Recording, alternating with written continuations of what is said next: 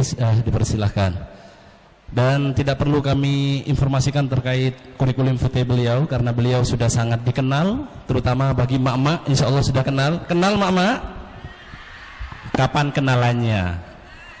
Nah, ibu-ibu sudah merasa kenal bersama beliau, jadi tidak perlu panjang lebar untuk menyampaikan kurikulum vitae beliau. Yang jelas beliau adalah seorang dai muda yang berorientasi mengajak masyarakat untuk lebih dekat dan kenal dengan Allah Subhanahu wa taala, dan bagaimana kita itu melahirkan sebuah kebahagiaan di dalam hati kita. Dan sesuai dengan Allah Subhanahu wa taala, fa'alhamaha fujuraha wa taqwaha. Kita diciptakan oleh Allah Subhanahu wa taala dengan sebaik-baiknya bentuk, dengan sebaik-baiknya ciptaan, sehingga Allah itu memberikan kita akal fikiran, hati untuk berfikir menuju takwa dan menghindari yang fujur. Oleh karena mari kita simak bagaimana kita menata hati, memanage hati. Insya Allah akan disampaikan langsung oleh pemateri kita. Kepada beliau disilahkan. Oke, waktu sepenuhnya disampaikan untuk Ko Denis.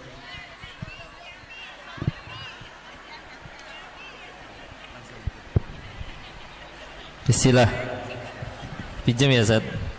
Yang hitam atau yang putih? Yang ini atau ini? Sama-sama ini ya.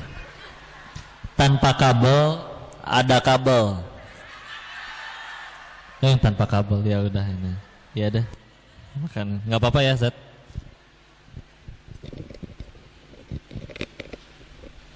Pecinya yang hitam apa yang putih?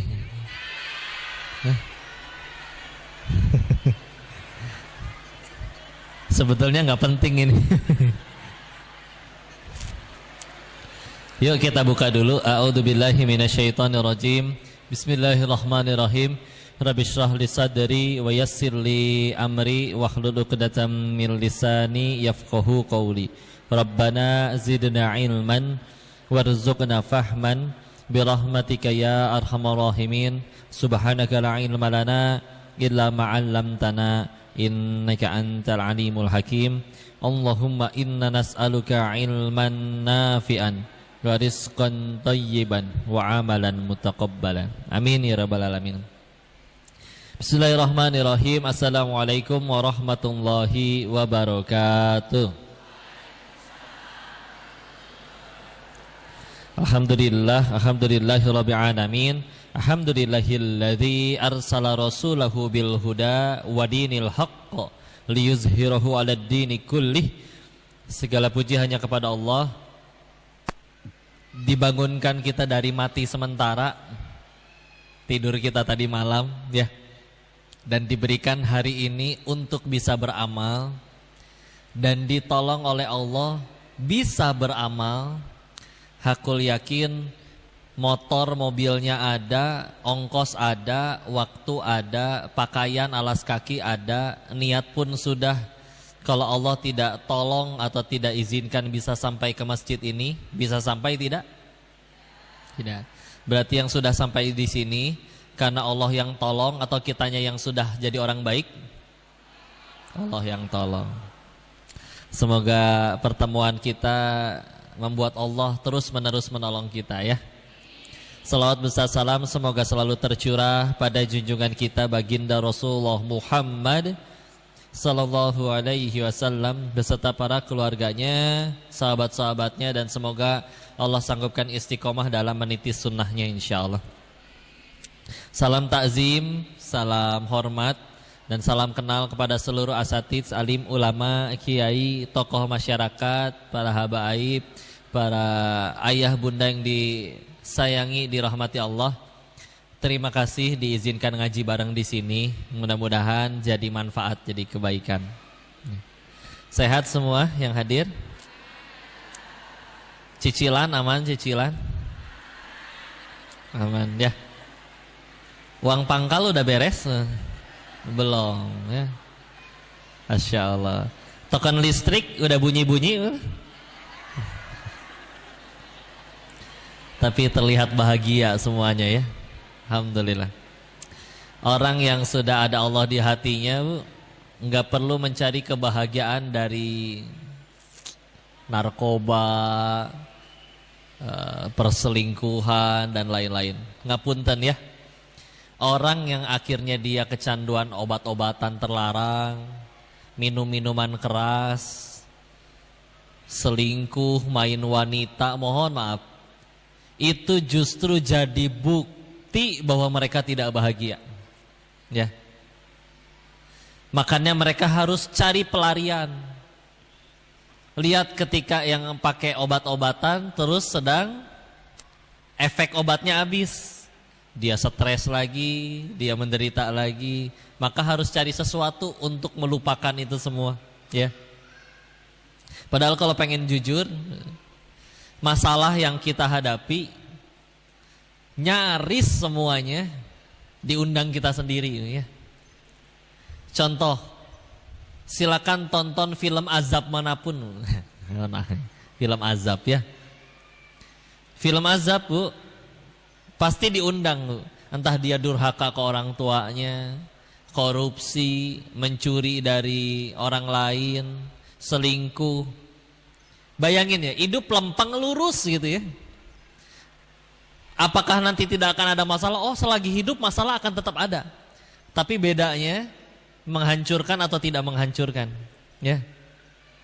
Nanti kita akan belajar bahwa sesuatu yang menurut kita pahit belum tentu jadi belum tentu jadi keburukan. Yang jelas-jelas pahit, kopi aja masih ada yang minum, Bu. Ya. Dan kita bisa sembuh dengan minum obat, misal obat pahit atau manis. Ya, lebih banyak yang pahit. Kita bisa sampai jadi sakit karena makanan enak atau makanan sehat. Karena enak, Bu. Sum-sum diseruput, ya. Kolesterol, gulai, minyaknya, wah luar biasa itu. Ya. Anak kecil sakit gigi karena permen atau karena sayur? Kan permen, ya. Asli diundang awal kita, ya. Maka istilah, insya Allah kita semua pengen bahagia, betul? Maka ya udah, tinggal cara bahagianya dari mana, ya. Judulnya apa? Udah dibaca yang di depan? Kolbu itu apa, Bu? Hati, ya. Maka bismillah.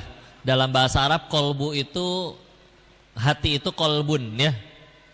Kolbun. Kalau dipakaikan alif lam maka tanwinnya harus hilang. Jadi al-kolbu, ya. Dan kalau dia jadi di depan maka harus pakai domah. Tapi kita tidak sedang belajar nahu, ya. Maka bismillah. Saya ingatkan bahwa dasar katanya kolbun itu satu akar kata dengan kulub. Kulub itu artinya bulak-balik. Makanya justru Nabi sendiri doa yang paling sering beliau kumandangkan, ya muqallibal kulub tsabbit qalbi ala dinik. Wahai yang maha membulak-balikan hati, teguhkan hatiku ini di atas agamamu. Karena hati pasti bolak-balik, Bu. Ada semangat ibadah, ada futur benar-benar lemah, benar-benar malas. Ada bahagia, ada perasaan tuh seneng bersyukur terus. Ada yang memang ada momen di mana lagi ya insecure. Nanti orang-orang biologi, sains nyebutnya dipengaruhi oleh hormon, dipengaruhi oleh makanan dan lain-lain. Tapi Islam punya ilmu untuk itu semua, ya. Bismillah, semoga Allah bahagiakan kita semua. Saya awali dengan sebuah kisah.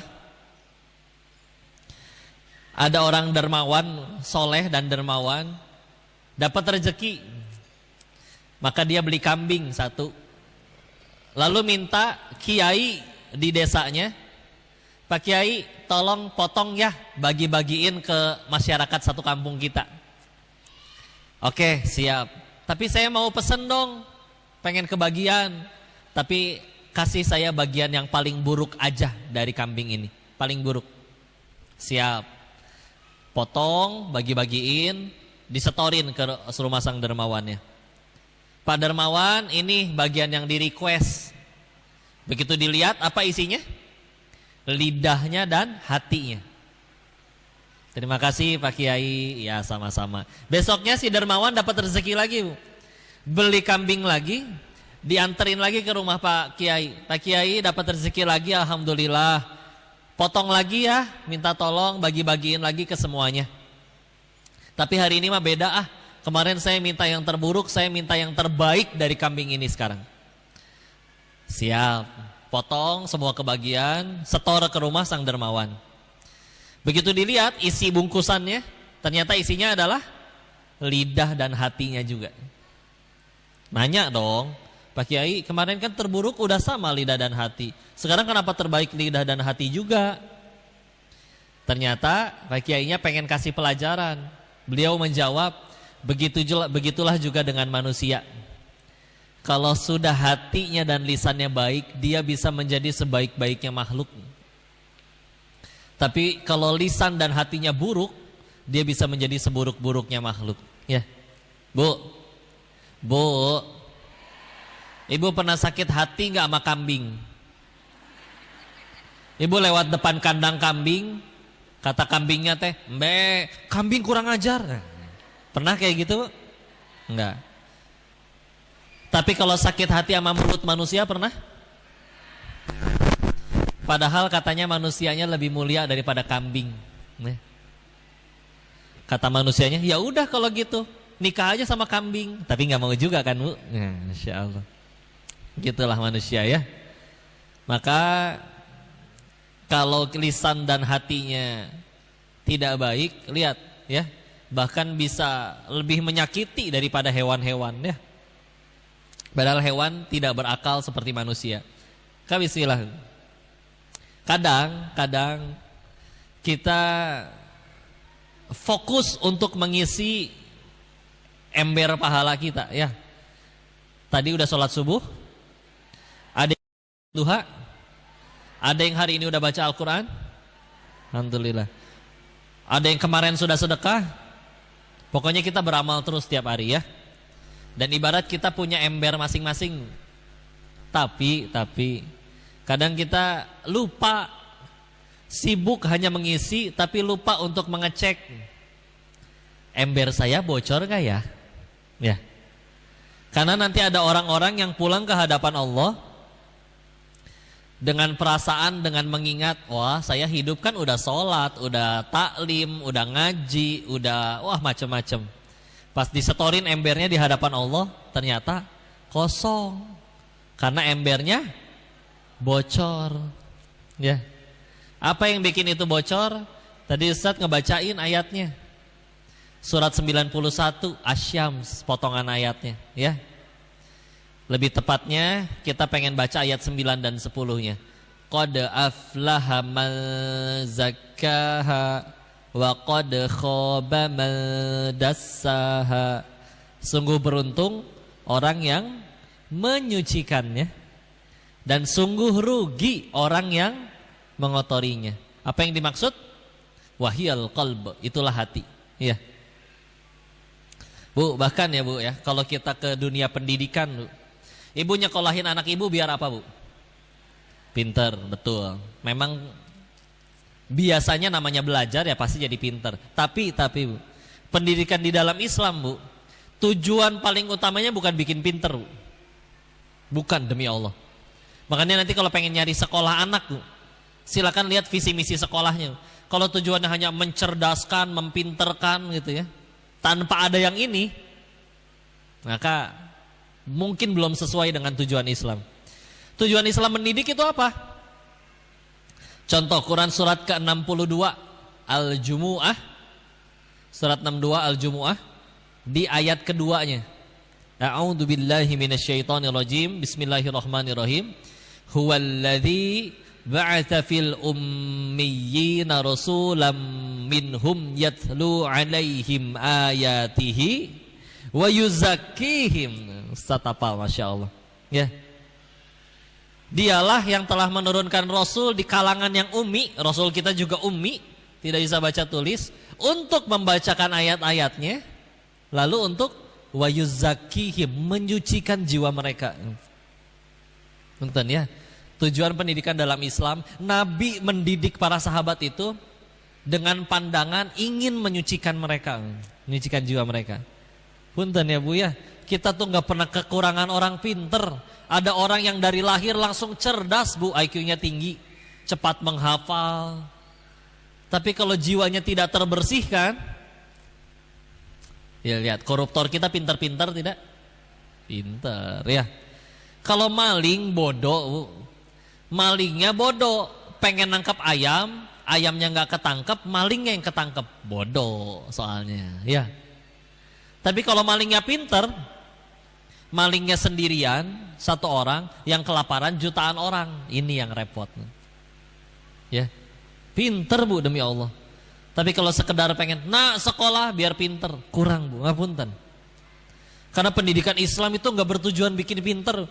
Pinter cuman efek samping yang pasti akan tercapai kalau jiwanya udah bersih. Ya, punten, efek samping. Bahkan di dalam Islam nanti kalau kita bicara tentang bisnis, cara jadi kaya, Islam tuh sempurna. Cara jadi kaya Islam punya kalau mau dicari. Ya, cara jadi pinter, tapi enggak, nomor satu bersih dulu jiwanya, ilmu nyari sendiri, takwa dengan sendirinya, ya. Demi Allah. Tapi berani bilang para sahabat zaman dulu yang akhirnya pada menjadi kaya, kami bisa bilang itu cuman efek samping. Ya, cepat atau lambat, suka tidak suka, pasti. Silakan baca biografi para sahabat yang dulunya kayak gimana susah hidupnya. Abu Hurairah misal, saya ambil satu contoh. Beliau tinggalnya di masjid, Ahlus Suffah. Dalam suatu riwayat bahkan beliau dijelaskan sholat pingsan Bu, saking kelaparannya, ya. Tapi meninggalnya jadi orang besar, jadi orang kaya. Cepat atau lambat pasti dunia tuh yang ngejar pasti, ya. Maka istilah ya, uyuzakihim, kita ngaji yang sukses nih yang kayak gimana, sama pulang dari sini tambah bersih jiwanya, tambah dekat sama Allah. Bisa jadi ada yang lagi jualan di depan tuh, Allah tahan pembelinya, nggak ada yang datang. Karena ditahan pembelinya, jadi bisa fokus ngedengerin ini dari pengeras suara. Pulang-pulang dia yang tambah bertakwa, dia yang sukses ngajinya Bu. Daripada yang sudah ada di majelis ini terus ngerasa basi, udah pernah dengar semua. Pulang-pulang tidak tambah dekat sama Allah, tidak tambah bersih jiwanya, ada yang salah. Masya Allah, tenang aja. Jiwa bersih, dakwah, meskipun cuma satu dalil yang kita ketahui, Allah punya kuasa menjadikan 1000 orang pengen ngamalin satu dalil tersebut dari lisan kita. Mudah bagi Allah. Lisan, hati tidak bersih, hafal 1000 dalil, mudah bagi Allah, tidak satu pun yang pengen ngamalin dari ucapan kita. Bu, kerasa gak sih Bu kalau orang lagi tulus atau tidak tulus Bu? Dari tabiat, lisan, kerasa kan? Makanya kalau perempuan duaan curhat di kamar bisa lebih masuk Bu, daripada ngomong ramean kayak begini Bu. Ngomong ramean kayak gini banyak godaan syaitonnya Bu. Ngerasa terlena, ngerasa diri sudah besar, ngerasa diri sudah terkenal, lupa bahwa ternyata popularitas itu fungsinya untuk mengenalkan Allah, bukan untuk mengenalkan diri sendiri. Ada kamera, nanti ada yang ngajak foto, mungkin ada yang nonton, ada subscriber, ada follower, repot. Tapi duaan di kamar nggak ada siapa-siapa. Semurni perasaan, ya Allah dia sahabatku ya Allah, dan aku tidak ingin dia menderita, aku sayang ya Allah. Ngasih nasihatnya juga tulus pasti. Hati cuma bisa disentuh pakai hati, lembut insya Allah. Ya. Karena kayak gini lebih repot saya Bu, kalau mau jujur. Kita sedang menjadi ujian satu sama lain. Kapan saya sukses? Bukan ketika makin banyak yang datang, tapi ketika hati ini lillahi ta'ala, ya Allah udah Engkau ridho aja. Ini dakwah teh bukan berhasil ketika ibu semua kagum dengan apa yang saya ucapkan, tidak sama sekali. Ibu semua, wah keren si Koko kata-katanya, dijadiin quotes, di tag di story, enggak ya. Tapi Allah enggak ridho karena Allah tahu isi hati. Saya dilumat sendirian di neraka. Ya. Bagi ibu, saya juga ujian. Ya. Kalau datangnya ke sini lillahi ta'ala pengen ngaji, siapapun yang bicara, bahkan kalau yang bicaranya nggak datang, setiap langkah ibu tetap gugurin dosa dan meninggikan derajatnya. Tapi kalau tujuannya dari awal pengen selfie misalkan, Bu, saya nggak bilang selfie itu dosa, Bu ya. Tapi kalau niatnya selfie, punten, nggak punten. Yang sedang berbicara tidak bisa menyelamatkan siapapun ke surganya Allah. Jangankan nyelamatin kalian, Bu. Saya nyelamatin diri sendiri aja nggak bisa, Bu. Ya. Jadi justru mohon doanya. Jadi kalau ngelihat ada orang yang ceramah tuh didoain, ya Allah mudah-mudahan orang ini tuh nggak cuma ngomong doang, tapi juga diamalin. Sungguh rugi, ucapannya indah, tersusun rapi, tapi hatinya berantakan. Aduh, ya. Alhamdulillah, ya. Doain saya, Bu ya. Beneran doain, Bu ya. Tiap beres sholat doain ya. Doain apa, Bu? Biar si Koko jadi mantu. Jangan, Bu ya. Saya udah nikah, Bu ya. Masya Allah. Bismillah ya. Jadi kayak gitu ya. Nah, tapi apa tadi yang bikin ember bocor, Bu? Tadi, Bu, masalahnya di hati. Kita akan bandingkan antara sakit hati, bukan sakit hati dijahatin orang ya. Nanti penyakit-penyakit hati maksudnya, seperti ya kesombongan, takabur dan lain-lain ya. Kita bandingkan antara penyakit fisik dengan penyakit hati. Yuk kita bandingin. Ya. Fakta pertama, Bu, sakit fisik, Bu, di dunianya pahit memang, Bu. Harus diopname, badan terasa sakit, disuntik, makan obat. Tapi demi Allah, sembuh tidak sembuh, parah tidak parah, penyakit fisik tuh ujungnya sama, Bu. Apa ujungnya? Mati, betul. Ya. Bahkan ada orang udah sembuh, pulang ke rumah, belum nyampe rumah ketabrak mobil, mati, ada, Bu. Kalau emang udah waktunya ada aja, Bu, ya. Tapi penyakit fisik ini tadi ujung-ujungnya sama, mati. Dan ketika menderita penyakit fisik di dunia, satu, dosa berguguran. Ya. Al-Qamaqala Rasulullah Muhammad SAW bersabda yang maknanya, orang sakit itu dicabut 3 hal sama Allah, Bu. Dicabut cahaya di wajahnya, ya. Dicabut senyumannya, dan yang ketiga dicabut dosa-dosanya. Ketika orang ini sembuh, Allah kembalikan yang 2, yang 1 tidak dikembalikan. Senyuman di wajahnya dikembalikan, cahaya di wajahnya dikembalikan. Apa yang tidak diambil, tidak dikembalikan? Dosanya tidak dikembalikan. Ngapunten, bisa jadi ada orang yang justru karena dia sakit lebih parah daripada orang lain, dia lebih terjamin surganya, Bu, daripada yang sehat. Kan bukan tanpa alasan Allah ngasih contoh di Al-Quran tuh Fir'aun. Fir'aun sehat. Diriwayatkan, sebagian riwayat menyebutkan hidup 400 tahunan, sehat, kaya, berkuasa, istri soleha, seumur hidup gak pernah sakit, seumur hidup gak pernah demam, batuk juga gak pernah seumur hidup. Ya. Apakah mulia? Enggak, hina. Terbukti sampai sekarang gak pernah ada orang tua ngasih nama anaknya Fir'aun, betul? Iya, Masya Allah, anaknya lucu banget. Siapa namanya? Fir'aun kok. Innalillahi wa inna ilaihi raji'un. Ya, nggak ada ya. Masya Allah. Na'udzubillah. Ya, itu Fir'aun ya. Dititipi dunia bukan berarti dimuliakan, dicabut dunianya juga bukan berarti dihinakan. Tenang aja.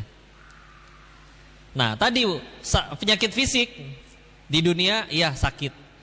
Tapi ketika mati dibangkitkan lagi, demi Allah penyakitnya nggak ikut, tuh. Tumor membesar di leher, mati gara-gara itu. Ketika nanti dibangkitkan lagi, tumornya ikut, demi Allah enggak, Bu. Utuh, Ibu. Ya. Jangankan itulah, kalau ada orang meninggal, mohon maaf, kelindes kendaraan besar, ya, ususnya kemana-mana, ya, dibangkitkan kembali nanti di hari akhir, utuh, Bu, nggak berantakan. Aduh, pegangin usus saya dong, enggak, utuh demi Allah. Utuh, ya. Di dunianya menyelamatkan, gugurin dosa. Kenapa kita menderita? Ya mungkin gitu ya. Tuh, kita belum pengen surga mungkin, pengennya bahagia di dunia doang. Jadi kayaknya sakit tuh penderitaan yang luar biasa. Kita kasihan sama anak-anak yang kena ledakan di Palestina. Di sana, Bu, umur dari 5 tahun sampai akil balik, standarnya hafal 5 sampai 15 juz standarnya. Bisa jadi Allah terlampau sayang, udah nggak usah lama-lama di dunia, cepetan pulang, udah pulang. Sebelum punya dosa. Bisa jadi mereka yang kasihan sama kita, itu ngapain ya si Denis di Indonesia, umur panjang tapi cuma jadi dosa, ih rugi. Kebalik kan? Bisa jadi kita yang kasihan, ya. Kak seperti itu, ya. Itu penyakit fisik kayak gitu ya. Sekarang bandingin sama penyakit hati. Penyakit hati di dunianya bisa jadi nggak kerasa, bahkan ngerasa nikmat. Ya Allah, kemana-mana tangannya dicium, dikagumi, dihormati, diperlakukan spesial.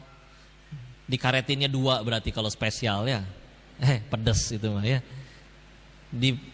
Wah, dikagumi dan lain-lain. Ditunggu fatwanya, didengarkan nasihatnya. Ya, sehingga menjadi timbul penyakit hati. Emang gue ini orang luar biasa, udah rusak gitu ya. Meninggal demi Allah harus dipertanggungjawabkan tuh. Ya, coba repot ya. Di dunianya nggak kerasa dan jadi dosa, meninggal efek sampingnya masih ngikut. Penyakit fisik di dunianya gugurin dosa, meninggal penyakitnya nggak ikut. Nah, dari sini aja sok saya survei ya. Bu, berarti mana yang lebih bahaya? Penyakit kanker atau penyakit sombong? Kok kanker kan bisa bikin mati orang? Bisa jadi gara-gara kankernya itu dia lebih dibersihkan dosanya daripada yang sehat tapi maksiat. Ya. Yang sombong, wah dia sombong karena apa? Misalkan dia kaya, misalkan dia tampan, misalkan dia cantik, misalkan dia punya jabatan. Dia lupa tuh itu semua dari Allah. Terus ngerendahin orang lain. Aduh, demi Allah ngikut pertanggungjawabannya. Ya. Repot tidak? Repot ya.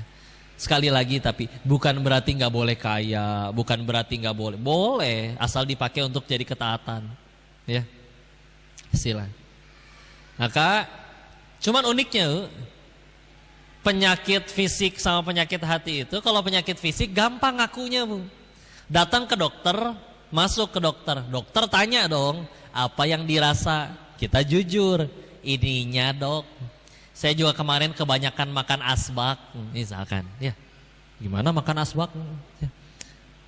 Makan ini, saya makan kolesterol, saya makan jarum, saya makan paku, pantesan perutnya sakit, ya, misalkan. Saya makan ikan, kok bisa sakit? Iya dok, sama akuariumnya, misalkan, ya. Ngaku kan Bu, ngaku. Nggak ada orang datang ke dokter, apa yang dirasa? Nggak mau, rahasia, kepo dokter mah. Kan bukan dukun dokternya, ya. Pasti kita ngaku, ya. Tapi kalau penyakit hati, ada yang datang pengen ngobatin sahabat yang sayang sama kita. Sahabatku, kalau bisa mah jangan gitu ya, itu teh namanya kesombongan. Siapa yang sombong, ha? Galakan dia, ya. Susah pengen ngobatinnya. Kadang memang baru terobatinya ketika ada pengalaman pahit dulu, ya. Alhamdulillah. Ini deh, Ibu tahu ini enggak buku Iqra? Siapa di sini yang ibunya atau anak-anaknya jadi bisa baca Quran wasilahnya karena buku Iqra? Angkat tangan. Banyak harusnya, nyari semua orang harusnya. Walaupun sekarang sudah banyak metode Umi, Tilawati, Nuri, Cahayaku, lain-lain ya, insyaallah. Iqra ini legendaris. Salah satu adab kita dalam baca kitab, Bu, kita mesti tahu siapa nama penulis kitabnya. Siapa? Ayo, ada foto kiainya di belakang, megang tongkat. Ayo, biar berkah. Bu. Siapa namanya? Jangan lupa lagi ya, Kiai Haji As'ad Humam. Ulangi, Kiai Haji As'ad Humam, ya. Kok kenapa tiba-tiba jadi bahas beliau? Beliau. Saya kasih tahu ininya dulu.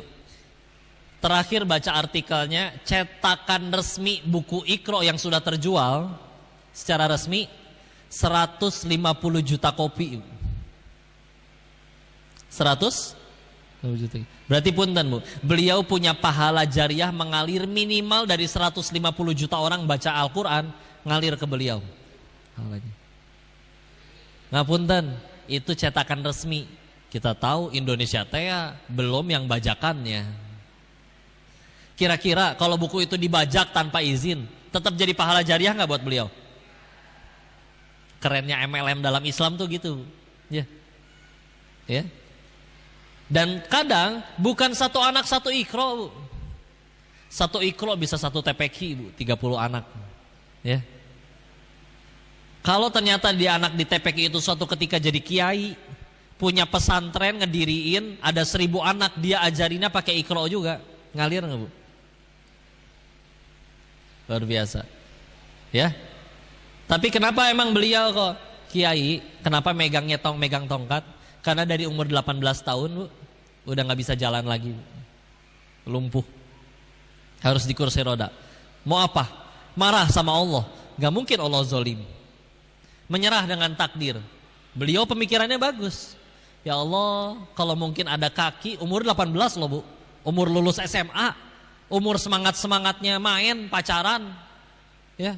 Sekarang kaki kayak begini, gimana ceritanya? Ya. Tapi beliau menyadari, beliau tidak mengakui diri beliau sebagai ahli tafsir, ahli hadis. Apa dong yang dikuasai? Huruf hijaiyah. Ya udah itu yang ditulis. Ketika niatnya lillahi ta'ala, Allah yang langgengkan buku tersebut sampai sekarang. Ya, Masya Allah, ya. Alhamdulillah. Sehingga kayaknya kita bakal iri banget nanti ngelihat seberapa nikmat surga yang beliau akan terima nanti, ya. Insya Allah. Alhamdulillah. Iqra tuh, ya, Insya Allah.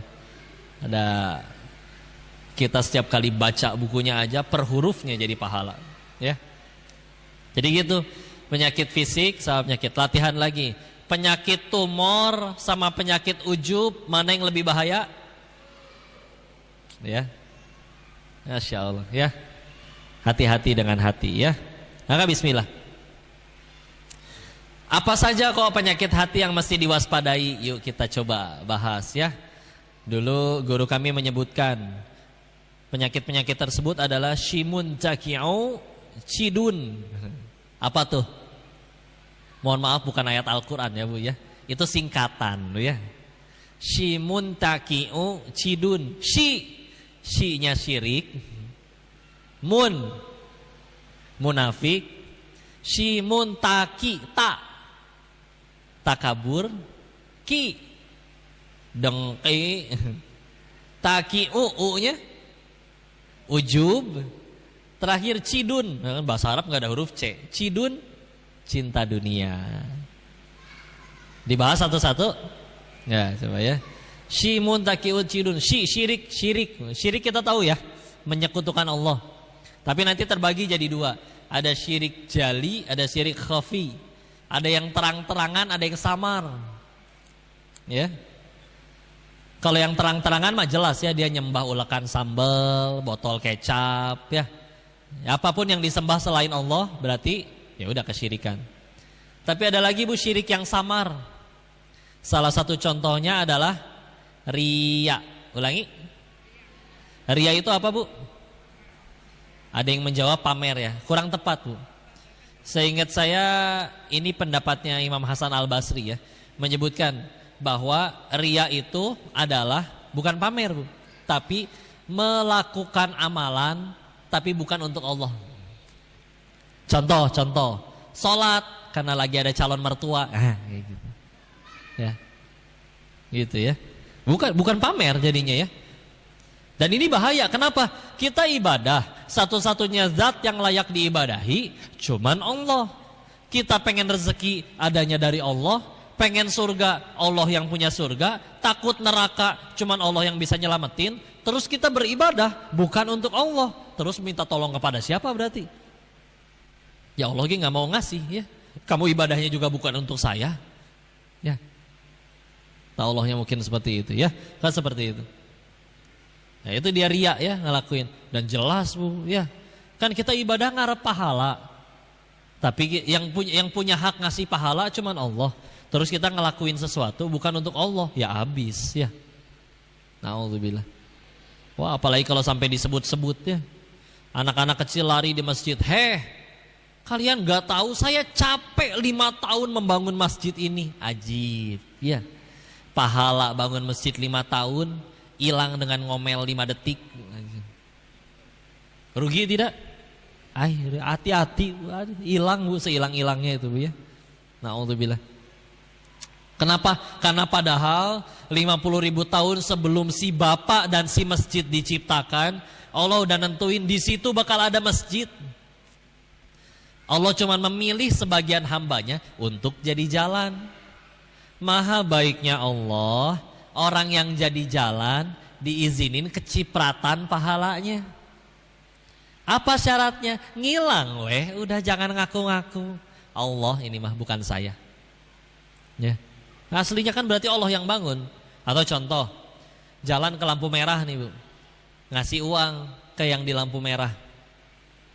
Terus aslinya, faktanya itu yang kita sedekahin berarti sejatinya memang ada rezeki orang itu yang nyangkut di dompet kita Bu. Suka tidak suka, mau tidak mau, kita tahan sebagaimanapun juga. Kalau kata Allah itu rezeki dia, pasti nyampe ke orang itu Bu. Betul? Berarti kan aslinya Allah yang sedang sedekah kepada salah satu hambanya. Kita cuma jadi jalan. Maha baiknya Allah, kita diizinin kecipratan pahalanya. Syaratnya gimana? Ngilang weh, udah jangan ngaku-ngaku ya. Lagian ngaku-ngaku juga gak enak didengarnya. Ini buat kamu ya, saya kaya soalnya ya. Kerja yang benar biar kayak saya. Gak enak Bu didengarnya Bu ya. Malah nyakitin ya. Na'udzubillah. Na'udzubillah ya. Ria ya, hati-hati. Ini ya Allah amat sangat menghilangkan pahala, menggugurkan pahala. Syirik, apa tadi? Munafik. Munafik sebetulnya orangnya Bu ya. Nama sifatnya apa? Nifak ya. Seingat saya secara lugawi, secara bahasa, kata guru saya, nifak itu lobang-lobang yang ada di tanah. Jadi nanti ada tikus muncul dari situ, keluar masuk lagi, entar muncul lagi di mana ya. Ibu tahu mainan di time zone yang mukul-mukulin tikus dari lobang-lobang? Kayak gitu tuh nifak Bu. Secara bahasa ya. Nah, nanti secara makna baru ya. Kadang orang suka nerjemahin, oh di depan ngomongnya A, di belakang B ya. Beda-beda, berkepala 2 ya. Padahal diperhatiin kepalanya tetap 1 ya. Masya Allah.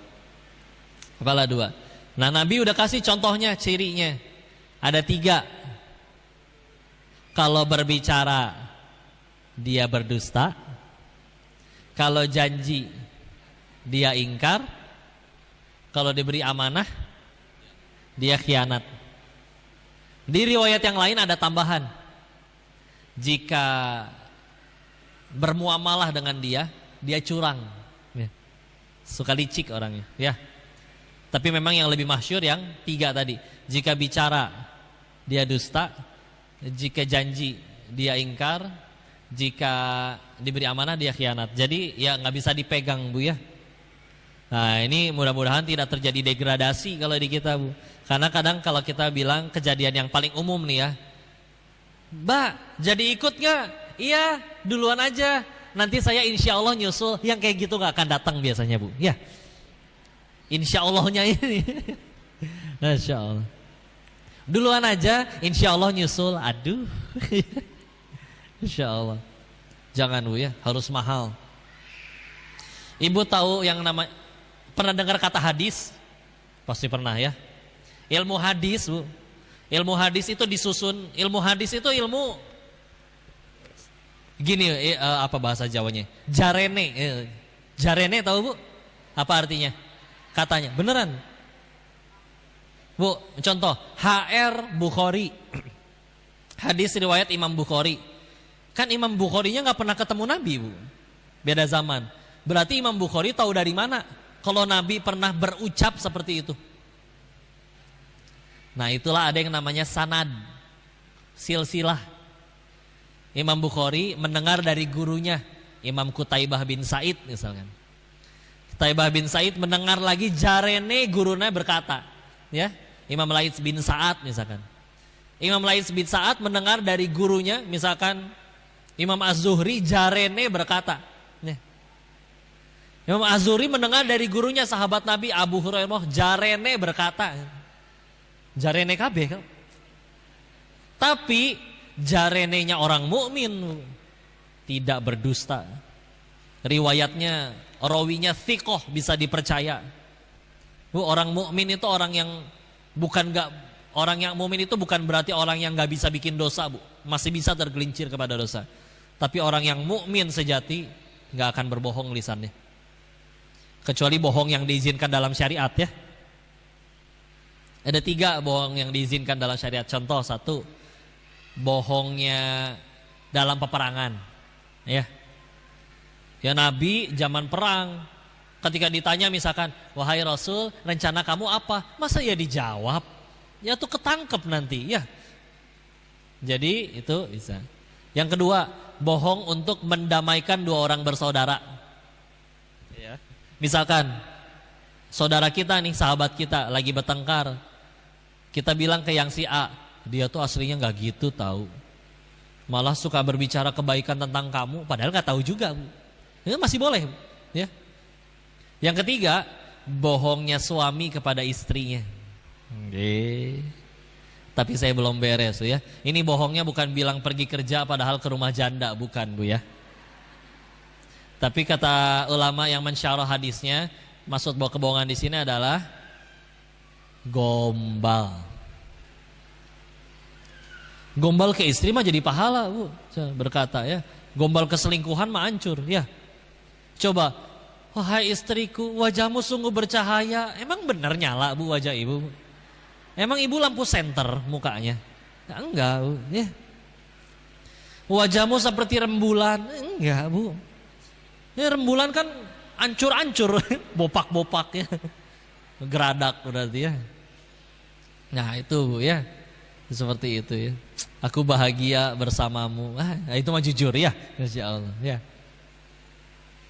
Ya kita balik lagi kepada kejujuran ya. Jadi tadi nanti kalau ibu belajar ilmu mustalah hadis, nanti ada syarat agar hadis itu baru jadi sahih. Makanya kan nanti hadis ada pembagiannya kan. Ada yang sahih, ada yang hasan, ada yang doif. Nanti lebih banyak sebetulnya ya. Apa yang bikin hadis itu jadi sahih? Ya, salah satunya tadi rawinya adil. Adil di sini salah satunya nanti rawinya tuh siqoh. Rawi itu tadi ya, orang-orang yang ada di daftar silsilah tadi. Sampai dari Imam Bukhari sampai ke Nabi, ya. Kalau misalkan ternyata dia dianggap pendusta, maka ya udah, hadisnya nggak bisa jadi sahih, pasti jadi doif. Bahkan ada yang dianggap hadis palsu malah nanti, ya. Ada lagi nanti 3M ya, ada maudhu, palsu, ada lagi yang matruk, ada lagi yang munkar. Tapi kita tidak sedang belajar mustalah hadis ya. Tapi ini makna kejujuran, ya. Seperti itu. Bu, surat Al-Baqarah ayat pertamanya alif lam mim. Ayat 2 sampai 5-nya bicara tentang orang beriman. Ya. Ayat ke-6 dan ke-7-nya bicara tentang orang kafir. Ayat 8 sampai 19-nya bicara tentang orang munafik. Jauh lebih panjang. Karena Allah lebih benci. Ya. Seperti itu ya. Alhamdulillah. Ya. Itu tadi munafik. Lanjut. Munta. Apa tak? Takabur. Kadang suka lebih terkenal atau lebih disamakan dengan istilah sombong ya. Sombong. Kok sombong tuh gimana? Yang selalu pakai baju bagus, mobil bagus. Oh, kata Nabi bukan yang kayak begitu. Sombong itu kata Nabi 2 cirinya. Batarul haqq wa ghamtun nas. Batarul haqq wa ghamtun nas. Terjemahannya aja ya. Dia menolak kebenaran dan merendahkan orang lain. Ulangi, menolak kebenaran dan merendahkan orang lain. Kenapa? Karena bagi orang sombong itu kebenaran adalah dirinya. Kebenaran adalah dirinya. Makanya biasanya nggak suka datang ke majelis ilmu. Karena kita bicara di majelis ilmu, bicara tentang Sang Maha Benar. Dirinya nggak terima ketika mendapati ada sesuatu yang lebih benar daripada dirinya. Makanya nggak suka, dinasehatin nggak suka, ya. Dan karena tidak mungkin semua orang mendukung dirinya, membenarkan dirinya, maka mau nggak mau dia harus ngelakuin yang kedua, gomtun nas, merendahkan orang lain. Jadi kalau misalkan ada orang yang lebih hebat dari dirinya, paling nyogok. Ada yang lebih sukses, paling korup. Ada tetangga mobilnya baru, paling nyolong dari perusahaannya. Enak tulisannya itu meni jahat gitu ya. Na'udzubillah. Ya. Na'udzubillah ya. Ini sama merusak ya. Na'udzubillah. Nabi mengingatkan bahkan la yadkhulul jannah man kana fi qalbi mithqala dzarratin kibr. Tidak akan masuk surga yang di hatinya ada kesombongan meskipun sekecil biji zarrah. Ya. Bu, dalam sehari kita minimal baca alhamdulillahirabbil alamin minimal 17 kali. Dalam salat ya, dalam Al-Fatihah setiap rakaat dibaca. Alhamdulillahirabbil alamin, apa artinya, Bu? Segala pujiannya bagi Allah. Segala pujian, satu-satunya yang layak dipuji di alam semesta ini adalah Allah. Terus kita ngelakuin sesuatu untuk dipuji, sama aja kayak kita berusaha mencuri haknya Allah. Na'udzubillah.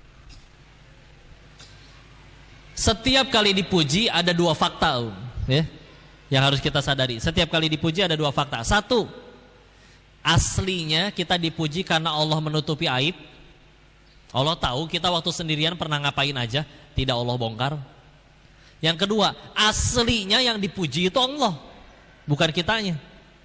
Contoh, si ibu ini cantik ya, emang ibu mesen sendiri, ngedesain sendiri mukanya. Di dalam rahim gitu, milih hidungnya hidung yang ini ya, enggak. Berarti kan Allah yang bikin. Layakkah kita ngerasa dipuji untuk sesuatu yang tidak kita lakukan? Dipujinya aja tidak pantas, apalagi ngerendahin orang lain. Na'udzubillah. Ya. Udah lahir mah nggak mesen, Bu. Ibu lahir mesen, Bu, pengen punya hidung kayak gimana? Enggak. Rafatara Macipung juga nggak lahir pengen jadi anaknya Raffi, Bu. Ya. Tahu-tahu lahir di keluarga itu. Ya. Nggak mesen ya. Masya Allah. Itu sombong ya, na'udzubillah. Ini juga kita tahu lah, Bu. Iblis diusir dari surga karena ya kesombongan. Padahal menurut beberapa riwayat Israiliyat dulunya itu disebutnya Azazil dan 70.000 tahun telah taat kepada Tuhannya. Hancur dengan satu kesombongan. Ana khairum minhu, aku lebih baik dari dia. Khalaqtani min nar wa dan engkau ciptakan dia dari min tin, dari tanah. Padahal tanah dikasih tanah mati, Ibu ya. Nggak ngerti ya pikiran iblis mah ya. Tanah dikasih api nyala, Bu. Disiram pakai tanah mati nggak? Mati. Entah gimana bisa ngerasa api lebih mulia daripada tanah. Ya, naudzubillah ya. Yaitu sombongan. Lanjut, shimun taki, dengki. Nah, dengki mah cirinya gampang, Bu. SMS. Apa SMS? Syusyah melihat orang senang, senang melihat orang syusyah. Kenapa harus pakai shin ya? Wow, ini penyakit hati paling menderita. Karena meletakkan kebahagiaan kita di orang lain. Ya. Orang lain naik gaji, dia mulai meriang. Ya. Orang lain naik jabatan, mulai masuk dalam kondisi koma. Ketika orang lain naik jadi direktur, kayaknya sudah mulai meregang nyawa itu ya. Na'udzubillah. Ayolah, ikut bahagia aja kalau orang lain bahagia. Asli, seluruh dunia ingin menghalangi rezeki orang tersebut. Kata Allah nyampe demi Allah. Maka kenapa kita harus sedih dan bahagianya di orang lain? Penyakit, Bu, itu benar-benar ya. Penyakit. Dan sama, amat sangat menggugurkan pahala. Dengki, aduh ya Allah. Na'udzubillah, jangan ya. Ini iyalah kita harus bisa untuk ikut bahagia kepada bersama orang lain, ya. Lanjut, ki dengki, ujub. Apa itu ujub? Perasaan berbangga diri. Bangga diri. Bahkan meskipun tidak diucap. Ya, ujub meskipun tidak diucap. Contoh. Di pesantren nih, asrama. Yang bangun tahajud cuman sendirian. Sambil sholat, tapi dalam hatinya berkata, lihatlah ya Allah, hanya aku yang bangun untuk menyembahmu. Jelah ya. Enggak lah, Allah yang tolong. Di dalam kitabnya Syekh Ibnu Athaillah As-Sakandari Al-Hikam, beliau mengutip riwayat kayak gini ya, bahwa saking besarnya dosa ujub, Bu, Allah itu dengan sengaja tidak mengabulkan semua keinginan hambanya. Karena kebayang ya, kalau ada manusia yang setiap doanya dikabul, kira-kira dia jadi makin sombong atau makin tawadu, Bu? Makin ujub, Bu. Ya. Gile ya, doa saya 5 menit doa langsung kekabul. Coba bagaimana coba perasaannya? Tapi dengan tidak terkabul kan kita jadi ada momen di mana kita sadar, iya ya ternyata saya cuman hamba, nggak bisa apa-apa. Saking besarnya dosa ujub, Allah lebih milih melihat hambanya sedih karena keinginannya tidak terkabul daripada hamba ini tergelincir kepada dosa ujub. Beliau bilang kayak gitu. Ya, hati-hati ya. Nih Bu, setan gak suka kita ngaji kayak gini, Bu. Gimana cara setan gugurin pahala kita? Susah bagi setan bikin kita pulang ngaji kayak gini langsung ngerampok bank rame-rame. Susah. Ya. Gimana caranya? Dibikin was-was, ada ujub di hati. Pulang kajian, ketemu tetangga, dalam hati berucap, ngaco nih tetangga. Rumah dekat masjid, gak pernah tuh kelihatan di masjid. Aku memang lebih suci. Rusak gitu ya. Padahal kita nggak tahu, dia nyari duit dari gelap sampai gelap, sebelum subuh sampai setelah isya. Mungkin ternyata 5 waktunya terjaga, masjid di mana-mana kok. Kita malam ngorok, bisa jadi dia sholat malam, ya. Dan ternyata dia harus nyari duit banting tulang kayak gitu. Ternyata yatim piatu dan dia anak sulung dari 5 bersaudara, harus ngidupin adik-adiknya. Nggak ada yang tahu, ya. Naudzubillah. Kita kenapa bisa datang pengajian? Alhamdulillah suami kerjaannya enak. Kenapa kerjaannya enak? Oh alhamdulillah kan dulu kuliahnya tinggi. Kok bisa kuliahnya tinggi? Alhamdulillah dulu orang tua kami, mertua kami mampu.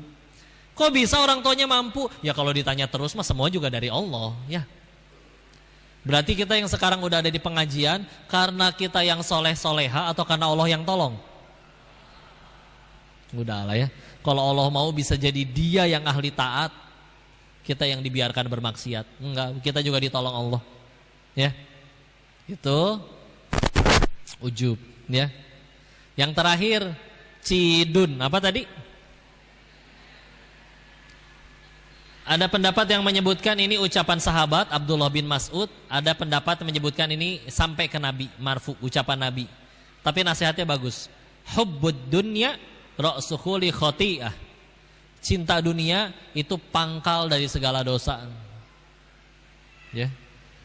Pangkal dari segala dosa, pangkal dari segala masalah ya.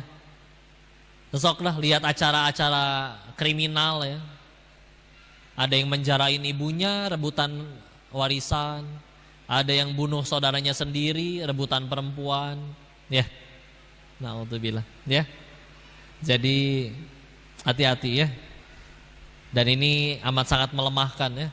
Kita umat muslim, kata Nabi, akan datang hari di mana umat kalian, nanti umat muslim itu banyak, tapi terombang ambing seperti buih di lautan. Lemah, gak bisa apa-apa, ngikut aja.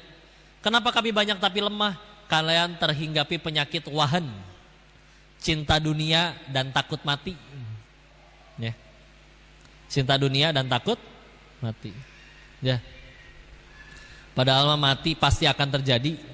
Dan yang paling penting kan bukan matinya, yang paling penting husnul khotimah atau enggak, ya enggak?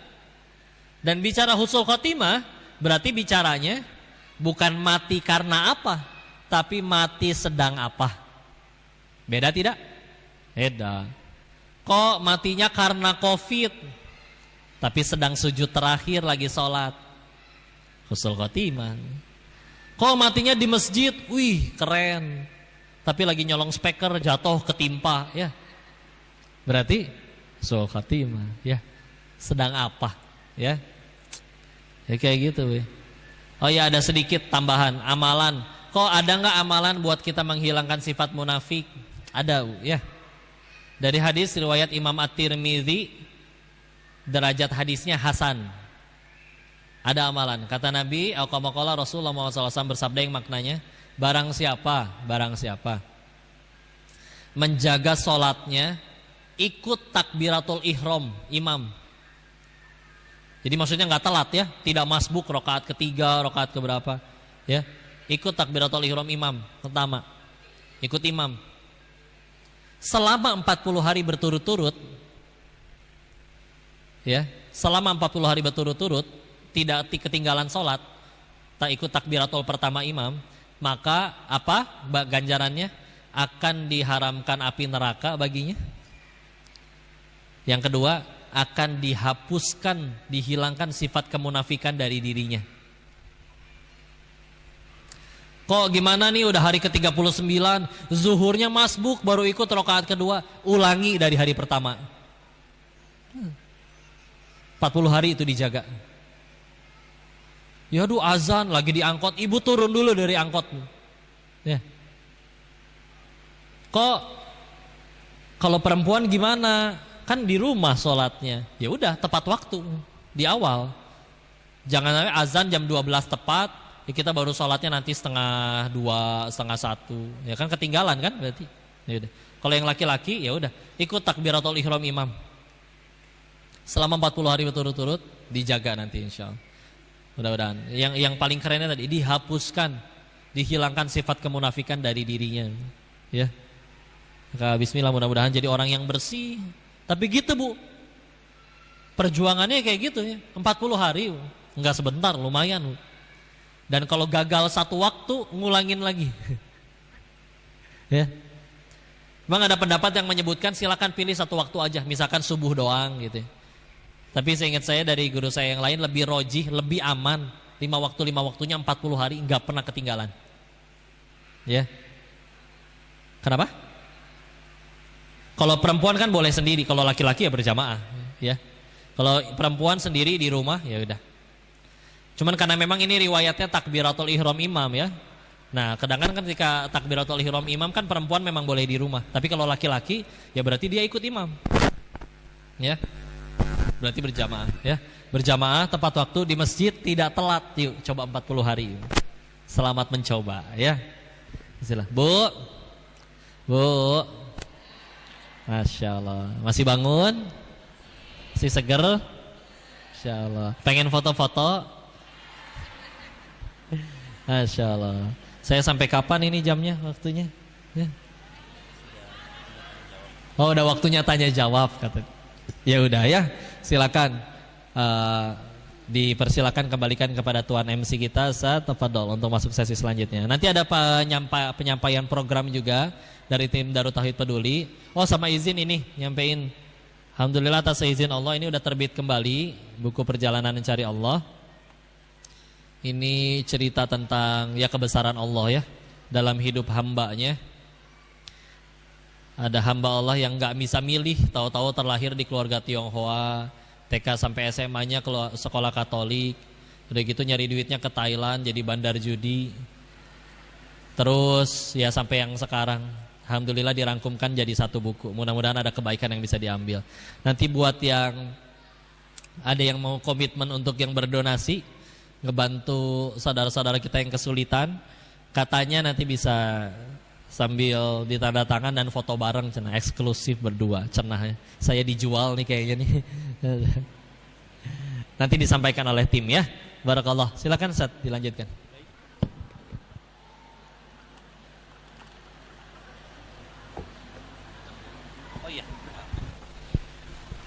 Baik, Bapak Ibu hadirin, sudah sangat antusias untuk bertanya ini, karena dari awal memang sudah disiapkan ya. Baik, sudah disampaikan materi kita pada pagi hari ini oleh Ko Denis tentang bagaimana kita itu memanage, mengelola dan mengendalikan hati kita untuk satu tujuan utama, yaitu adalah mendapatkan ridho Allah Subhanahu wa taala, dan tentu dalam rangka mencapai sebuah kebahagiaan, dan semua itu adalah terpusat di kolbu. Kolbu itu hati, Bapak Ibu semuanya. Baik, satu penanya pertama, dari mana ini ya kira-kira ya? Bingung ini ya. Sesuai yang saya lihat pertama kali, Bapak Ibu ya. Yang kelihatan pertama, ibu berkacamata, kerudung hitam. Baik, ibu bisa monggo maju bertanya ke depan, karena ya sudah disiapkan mikrofon.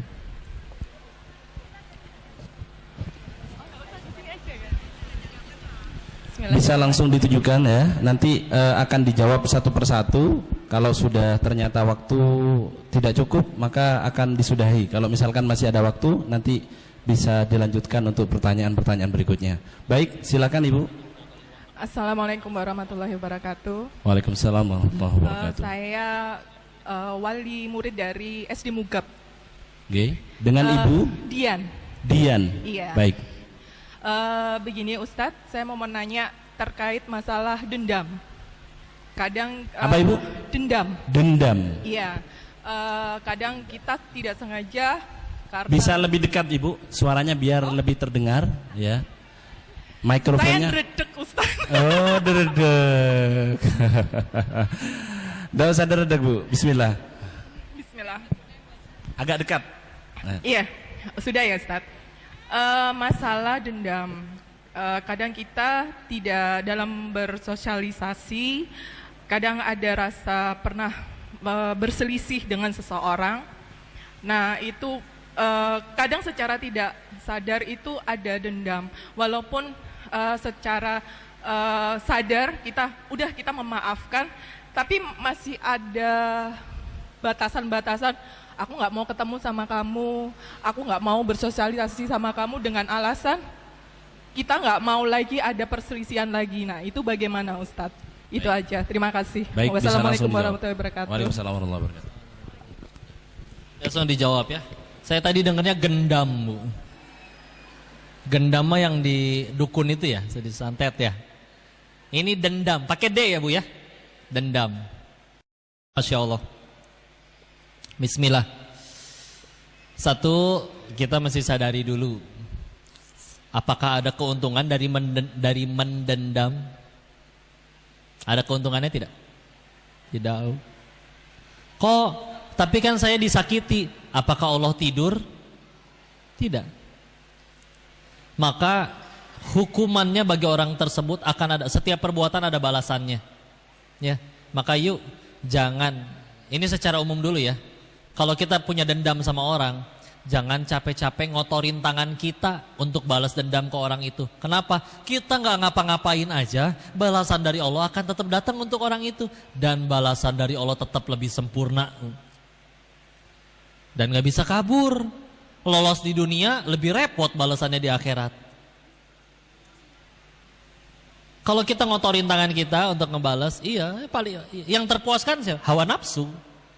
Syukurin akhirnya terbalas gitu ya.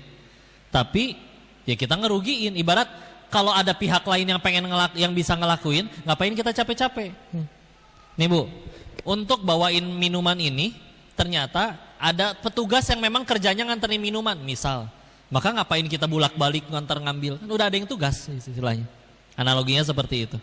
Jadi satu, tidak ada keuntungannya. Dua, kadang lebih repot lagi. Udah mah balasan dari Allahnya sebetulnya ada, tapi kitanya malah ngotorin tangan sendiri, yang mungkin malah bisa jadi dosa yang baru. Padahal waktu kita dijahatin sama dia, dosa berguguran, dosa kita habis, pahala kita, derajat kita diangkat oleh Allah. Punten, bisa jadi gara-gara dijahatin orang itu, kita lebih terjamin surganya. Ada dosa kita yang gak bisa terhapuskan karena ibadah kita segitu-gitunya, jadi bisa gugur karena dijahatin orang itu. Jadi asli, kepahitan itu tidak rugi sebetulnya. Dizolimi itu tidak rugi. Yang rugi itu yang menzolimi ya. Terus gimana? Kok ya gimana kok hati saya seperti ini? Kan tidak semua orang akhirnya mampu menguasai hatinya dengan ilmu hati yang begitu dalam dan yang lain-lain ya. Boleh enggak kalau saya jaga jarak gitu istilahnya ya, untuk mencegah konflik? Maka pendapat yang saya ketahui masih boleh, tapi dengan niatan ingin menjaga diri agar tidak jadi dosa. Bukan karena benci sama dia, bukan karena masih marah dengan dia, bukan karena naudzubillah yang lain-lain. Ya. Ada yang nyebutnya uzlah ya, menyendiri, agak menjauh dari orang. Sama kayak orang hijrah, Bu. Tobat dari kemaksiatan dianjurkan memang justru untuk uzlah. Agak menjauh dulu dari lingkungan yang ngajak dia maksiat. Bukan musuhin, bukan putus hubungan silaturahmi, bukan.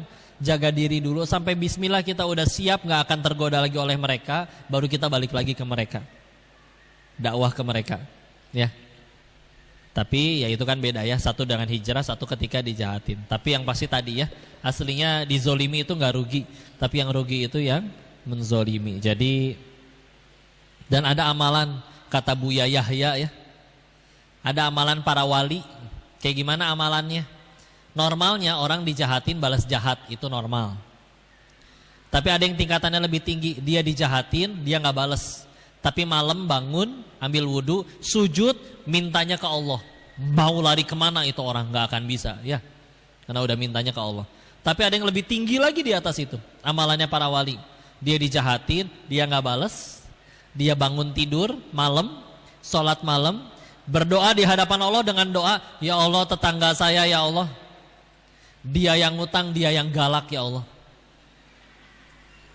Tapi ya Allah, berkahi rezekinya ya Allah. Jadikan anak-anaknya soleh-soleha, jaga mereka ya Allah, muliakan mereka ya Allah. Tuh, sanggup gak ngelakuin itu? Amalannya para wali kata Buya Yahya. Ya. Dijahatin malah ngedoain kebaikan. Dan kita tahu, kok nggak rugi? Kita ngedoain kebaikan buat orang lain, malaikat ngedoain hal yang sama buat kita.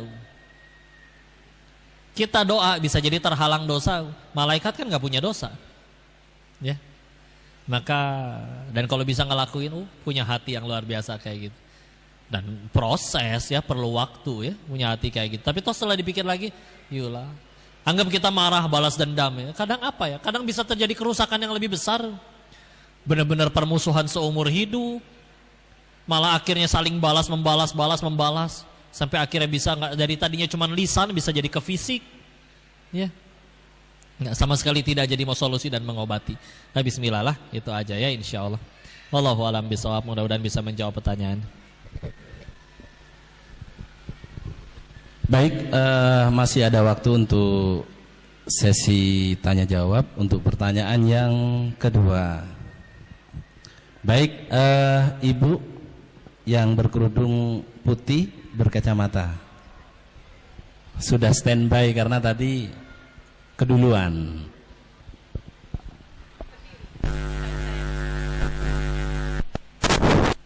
Assalamualaikum warahmatullahi wabarakatuh. Nama saya Afiatus Solihah, Pak Ustadz. Saya mau tanya, dalam kesetiap harian kita tak luput ya bertemu dan bertatap muka dengan hamba-hamba Allah. Dari sekian kita menatap hamba-hamba Allah itu, kadang-kadang kita sudah melapangkan hati Ustadz ya, dari berbagai macam istilahnya ya tadi ya, ada syirik, ada istilahnya untuk supaya kita itu tidak marah-marah atau jengkel, istilahnya menatah kolbu ini Ustadz ya. Sudah begitu menatahnya, bagaimana kiat-kiatnya untuk bisa melapangkan hati ini ya Pak Ustadz? Barangkali ada kiat-kiat di samping tadi kiat-kiat yang harus kita lakukan, misalnya untuk menggurukan dosa syirik ya, untuk bisa sholat tepat waktu, atau ada kiat-kiat yang lain yang bagaimana supaya kita ini benar-benar mampu untuk melapangkan hati ini dari sekian banyak hal-hal yang kita hadapi di dalam keseharian kita Pak Ustadz. Terima kasih. Baik, bagaimana kiat-kiat ya? Nanti bisa langsung dijawab oleh Ustaz. Sila ngapunten ke Ibu. Yang pertama, tentu jangan lupa kita minta tolong kepada Allah ya. Minta setiap beres salat, ya Allah, minta hati yang lapang. Engkau juga yang menggenggam hati ini ya Allah. Bantu hamba, bantu hamba. Kadang-kadang yang kurang dari diri manusia itu minta tolong ke Allahnya. Contoh pengen bangun tahajud, dia bergantung ke alarm. Dia bergantung minta tolong bangunin temen, udah minta bangunin ya. Tapi lupa minta tolong kepada Allah. Coba diganti. Ya Allah, berdoa beres sholat isya. Ya Allah, saya pengen tahajud, ya Allah, nanti malam tolong hamba ya Allah. Meskipun gak pakai alarm, meskipun gak minta bangunin teman, Allah kalau udah pengen bangunin, bangun.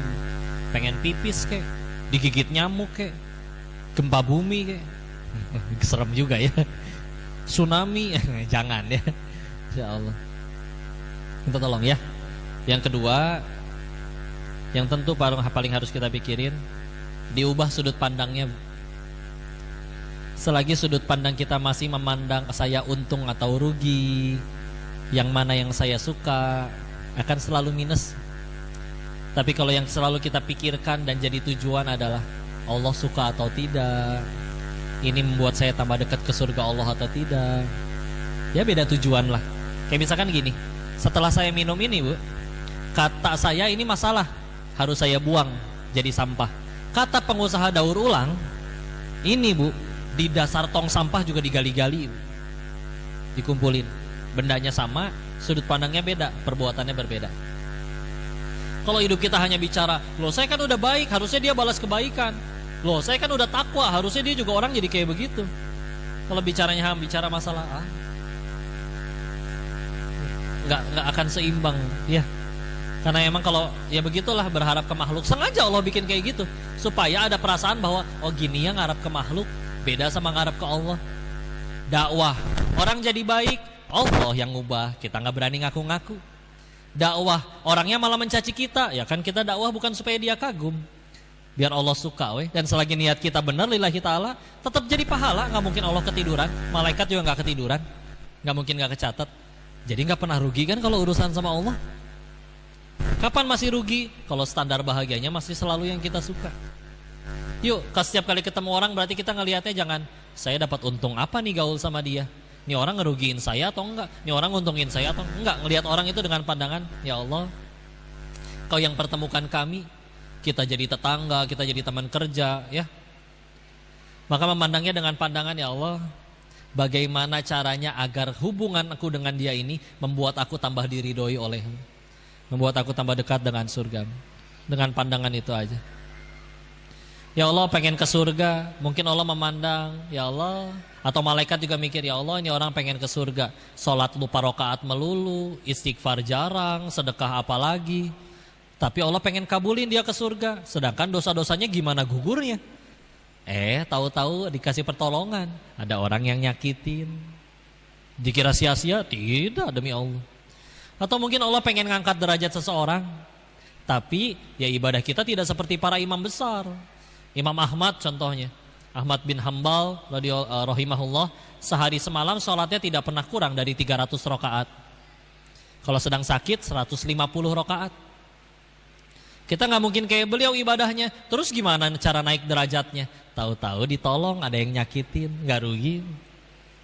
Difitnah juga orang udah pada punya akal kok, nggak semuanya langsung percaya. Ngapunten, sudah berapa banyak website judi online bikin iklannya pakai foto saya, pakai video saya, diedit, dibacain komennya, alhamdulillah nggak ada yang percaya. Lumayan saya dapat penggugur dosa. Mungkin selama saya ceramah saya salah niat, Allah pengen tolong digugurin dosa dengan cara ada yang fitnah. Anggaplah akhirnya satu dunia benci, Allah kan tahu yang asli. Selagi Allah sayang, nggak rugi dibenci satu dunia. Istilah, lihatnya dari sudut pandang itu aja, kalau nggak rugi, ya. Bismillah. Dan terus menerus dijaga. Dekat sama Al-Quran, itu melembutkan hati. Dekat sama yang di bawah kita, sering wisata rohani. Di Surabaya ada tempat namanya Rumah Kanker Indonesia. Cobain mampir.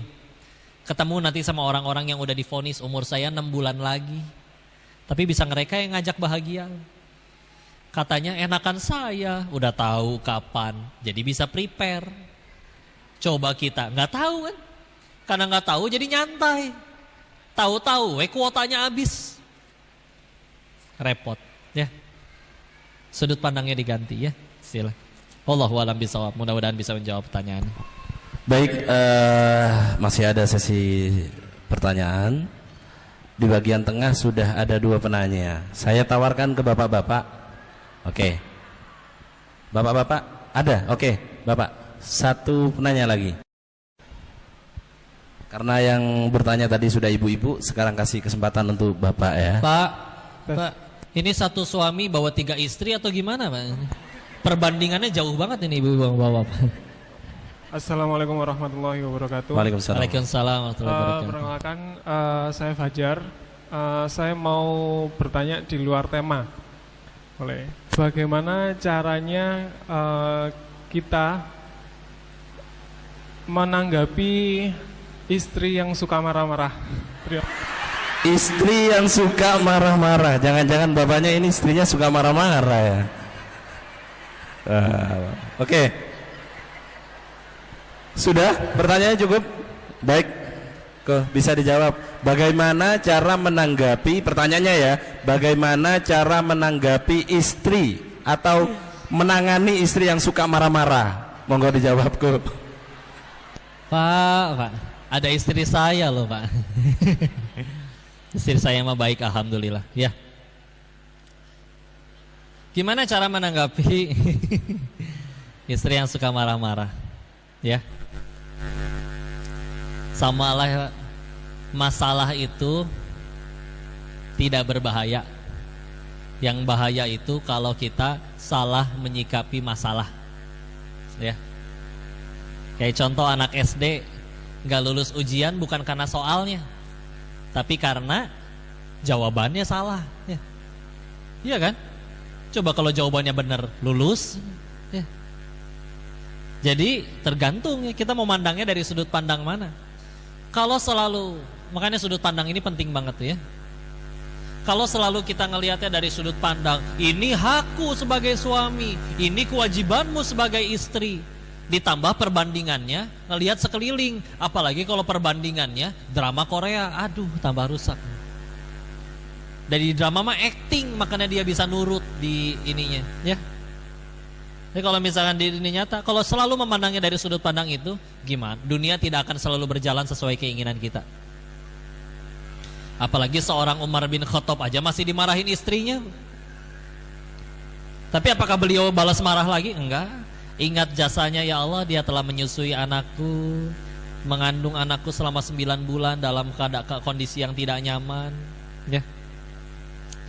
Jadi ya udahlah, tinggal tergantung kita mau lihat dari sudut pandang apa. Kalau pengen ngelihat dari sudut pandang yang nyenengin syaiton, jangan pernah ngalah, marah-marah aja terus. Ya. Tapi kalau ngelihat dari sudut pandang ya Allah, dah saya tahu dosa saya seperti ini, ibadah saya segini-gininya, cita-cita ke surga, amalan kurang. Nabi Adam diusir dari surga karena 1 dosa, saya dosa lebih dari 1. Terus pengen ke surga berarti pakai cara apa? Wallahu alam, ada yang harus diuji seperti itu mungkin. Tapi balik lagi tadi, sudut pandang itu ngepek ya. Tapi kalau pengen ngeliat, makanya kalau pengen semuanya serba untung, lihatnya dari sudut pandang ngejar ridha Allah, urusan sama Allah. Jadi mandang pasangan ini nanti bukan dengan kacamata dia adalah orang yang harus paling nurut sama saya, dia adalah orang yang harus begini kepada saya, dia adalah orang enggak. Tapi kalau ngelihat pandangan kepada istri, kepada anak, kepada orang tua sebagai dengan pandangan yang ya Allah, mereka adalah ladang bagiku untuk tambah mudah ke surganya Allah. Kebaikannya muncul, disyukuri, lain syakartum la azidanakum, syukurnya bertambah, nikmatnya ditambah. Berarti dia sedang jadi ladang pahala bagiku. Kekurangannya muncul, karena kita juga punya kekurangan dan kita bukan malaikat.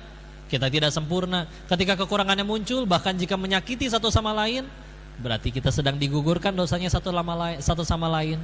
Berarti dia sedang jadi ladang penggugur dosa bagiku. Dan aku butuh penggugur dosa buat ke surganya Allah. Nah kalau mandangnya dari sudut pandang itu, bismillah ya.